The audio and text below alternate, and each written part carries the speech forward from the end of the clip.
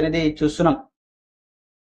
ఇక రూపాయల 30,000 కోట్ల రుణమాఫీకి కట్టుబడి ఉన్న మంత్రి ఉత్తమ్ కుమార్ రెడ్డి స్పష్టీకరణ. ఇక పలు కారణాలతో కొందరికి రుణమాఫీ జరగాలేదని వెల్లడి. ఇక లోపల సరిదిద్దిన వెంటనే 100% మాఫీ చేస్తామని వివరణ.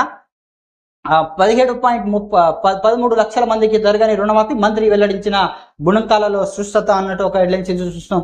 ఇక రాష్ట్ర మంత్రివర్గం నిర్ణయంకు 30,000 కోట్లు పంట రుణమాఫీకి ప్రభుత్వం కట్టుబడి ఉందని రాష్ట్ర నీటిపారుదల శాఖ మంత్రి ఎన్ ఉత్తమ్ కుమార్ రెడ్డి చెప్పారు. వివరాలన్నీ క్లియర్ గా ఉన్న 22,37,848 మందికి రైతులకు సంబంధించిన 2 లక్షల లోపు రుణమాఫీ, వాటి వడ్డీలకు సంబంధించిన మొత్తం 17.933 కోట్లు ఆగస్టు 15 లోపు ఏకకాలంలో మాఫీ చేశామని ఆయన ఆధార్ కార్డు నంబర్ 12 అంకెలకు బదులుగా 13 అంకెలు ఉండడంతో ఇక 1.20 లక్షల మందికి ఆ బ్యాంకు ఖాతాలు ఆధార్ కార్డులతో పేర్లు తేలుండడం